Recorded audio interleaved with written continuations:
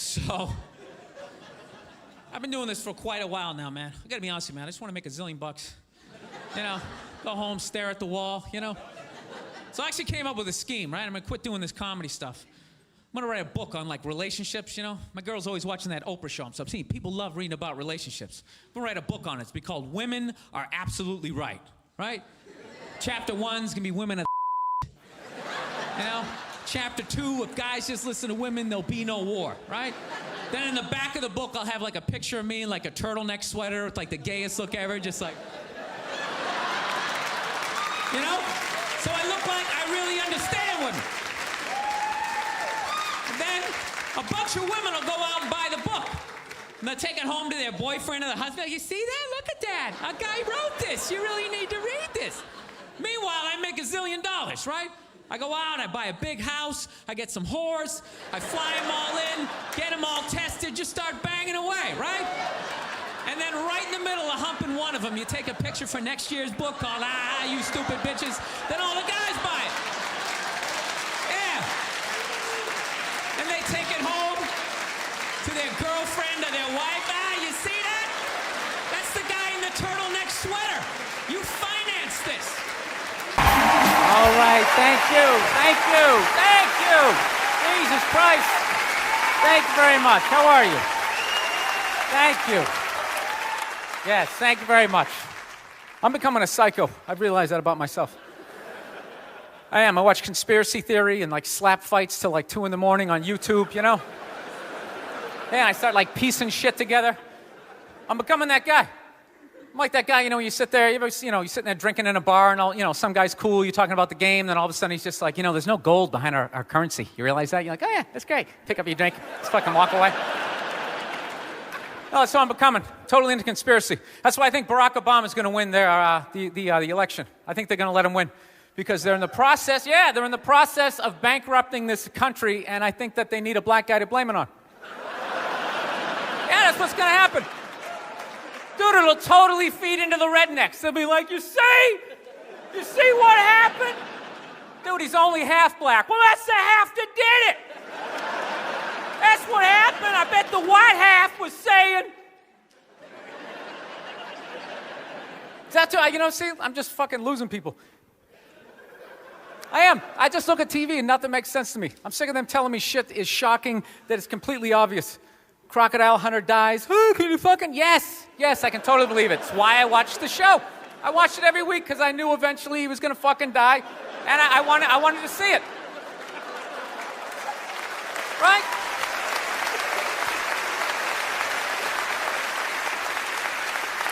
Oh, like that dog, the bounty hunter video, or the phone message he left. You know, people are like, can you believe he left that racist message? It's like, dude, look at him. Look at him, some redneck with a mullet down to his ass. He drives a pickup. He's got the gloves with the fingers cut off. Yeah, who would have thought he had a couple of fucked up ideas rolling around in his head, you know? Dude, you know what would have been shocking? If he could play the cello. That would have been shocking, right? Yeah, then you'd be sitting there like, goddamn, look at Doc. Here it is. I thought he was some racist on his way to a steak and shake, and he's busting out a little Beethoven. God damn, I owe this guy an apology, you know? God, I'd love to see his iPod. I can't imagine the eclectic mix of music. There's so much time I spend alone on the road, man. I actually spent so much time alone on the road, I actually, like, contemplated milk to the point I can't even fucking drink it anymore. Sitting there drinking, like, man, this stuff is great, tastes awesome, you know? Then I started thinking, it comes out of the carton, and I just did the police work. It comes out of a cow, and I'm like, I am fucking suckling from another species. We have such a crazy relationship with cows. You ever think about that? No, you can nurse from it, you can eat it, right? You can tip it over when it's sleeping, but if you fuck it, you're going to jail.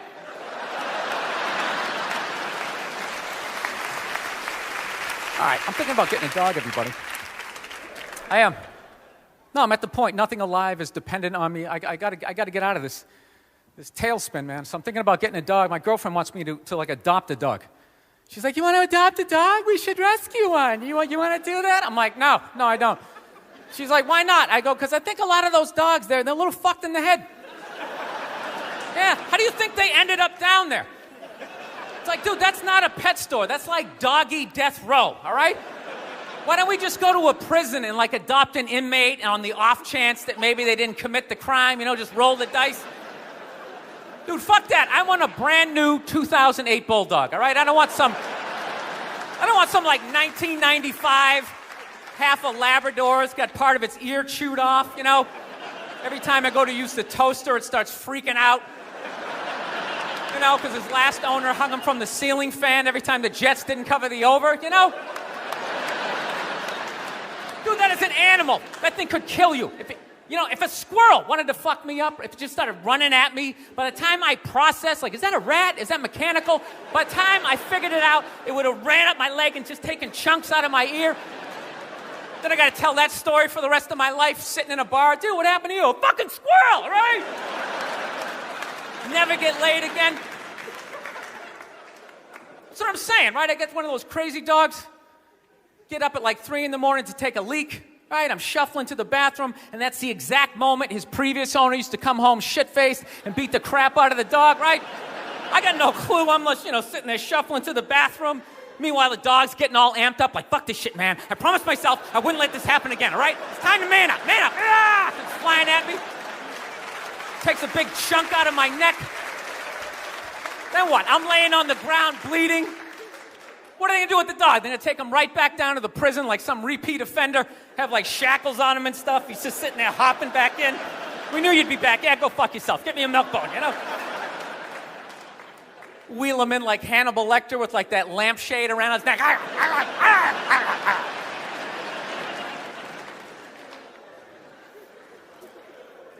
I gotta work on my temper though. Something I really gotta do. I let like the thoughts just spin away, I was on a plane the other day. I actually had the urge to elbow an old lady in the face. It was like compelling. It was unbelievable. When you go to get off a plane, there's like rules when you go to get off the plane, all right? It goes row by row by row. And this lady was all like, ooh, I'm 90. I get to cut everybody, right? So I'm competitive. I start fucking boxing her out, right? Start bringing down like the overhead luggage, So she just starts like waddling around me. And all of a sudden I just feel my elbow like, dude, you're gonna take this shit? This is ridiculous, man. The whole half of the plane is watching it. Come on, man. Dude, we got a wide open shot. Just real light. Poof, you don't gotta hit it that hard. And then you can play it off. I'm literally talking to my elbow like, dude, come on, man. We can't do this shit, all right? This chick's like 95 years old. We can't do it. And I thought I had my body under control, and she got like to right about there, and then I felt my foot like, dude, we could still trip her. Just throwing that out there. All right, I'm out of time. You guys were awesome. Thank you so much. Thank you very much. Thank you. Thank you. She's right. She's always right. I got to work on it. I hate having a temper. I don't know if it's hereditary. I don't know if it's part of the country I'm from. I've always snapped. My dad was like that. My dad's the greatest dude I ever met in my life. And he had a temper. Anytime anything broke in the house, 5 minutes into fixing it, he was bitching about his marriage. It was hilarious. He'd see something broke. Oh, Christ, will you look at that? God damn it, Billy, give me that fucking screwdriver. I swear to God, I don't know what the fuck I ever got married for. 13 goddamn years of this shit. Oh, you're a bitch, lady! You've been a bitch for years! Give me the pliers. Yeah, most guys would have left by now. That was one of his catchphrases. Most guys would have left by now, and you don't know how fucking good you got it, lady! Yeah, when I was a kid, I thought he was nuts. Then I got older, started dating. I realized, this guy's making a lot of good points. He's not expressing them in the healthiest of ways. I gotta be honest with you, I'm kind of like jealous of the way my dad gets to talk to my mom sometimes. Where are all those old school women you can just take your day out on? When did they stop making those angels who just knew it had nothing to do with them? They just sit there and let you blow out the lines, right? What a luxury, right? To fail all day, you come home and download all your insecurities on this other person.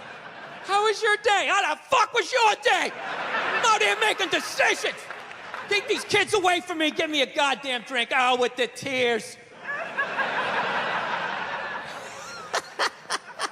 Thank you. Yes, the Hall and Oates. That's right. Set the tone before I come out here. So this crazy lady roamed around on the grass today. It was fucking hilarious. You know, you're not supposed to laugh at that stuff, but she was just so into whatever she was singing that no one else could see. She was just rolling around. I don't know. I just felt like I should have felt bad, but it was like genuinely hilarious. She was having a good time. Nice tan, you know. I was watching TV the other day. This girl I've been hanging out with, man. She loves watching the Oprah show, and I love to watch her watch the Oprah show. This is what I do when I wait for Oprah to say something that I don't agree with, and then I take it out on her because I'm an asshole, right? Basically, it's how it goes down. So Oprah brings out some guest, this female. She gives her this huge intro. She's like, she's been on this, she's been on that, and she does the most difficult job on the planet. She's the mother. So immediately I look at her, I'm like, really? Being a mother is the most difficult job on the planet? You know, how many moms died on ice road truckers last season? You know, many of them get washed overboard on Deadliest Catch. It's ridiculous. I'm not saying it's not difficult, but what would you rather do for a job? You want to hang off a tugboat? Whatever the hell those guys are on, scooping snails up off the ocean? You want to hang out in the sunshine with a couple of rugrats? You know, you can send them to bed anytime you want on some trumped up charges. Right? If you want to have a drink and watch The Price is Right, it's ridiculous. I don't know. Maybe it's me. Maybe it is the most difficult job. You know, I thought roofing in the middle of July as a redhead, I thought that was difficult. I did. I thought that was a difficult job. But evidently these mothers, they're bending over at the waist, putting DVDs into DVD players. I don't know how they do it. How do they do it? The way they push that stroller with the round wheels and the baby in there? Come on. It's like an extra 10.8 ounces. Most difficult job on the planet, right? Going to war, pinned down by a sniper, that's a joke. It's a joke. You ever burp a baby and forget to put that little towel up there? There's another shirt you gotta wash, you know, lift with your knees and put it in that machine that does it for you.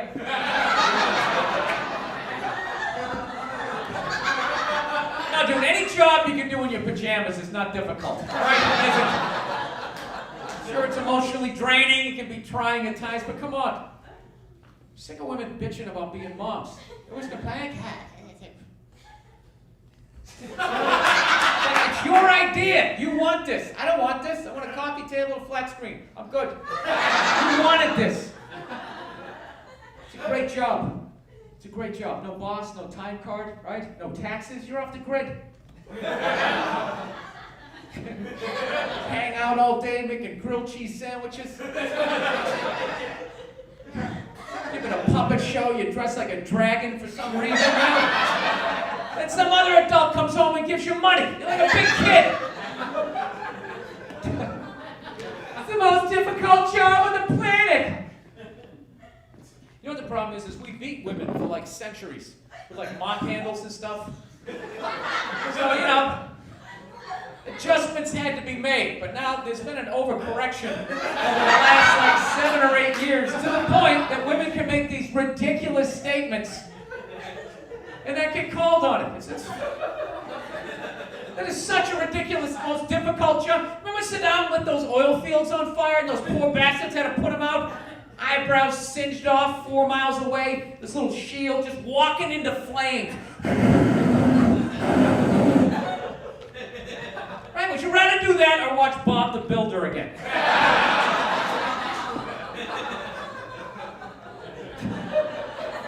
Fucking people mining every day, drilling to the center of the earth. They're just fucking shaking hands with the devil every fucking day. Every time there's a rumble in the ground, you gotta worry you're gonna get buried alive and have a folk song written about you. It's the most difficult job on the planet. It isn't. It isn't.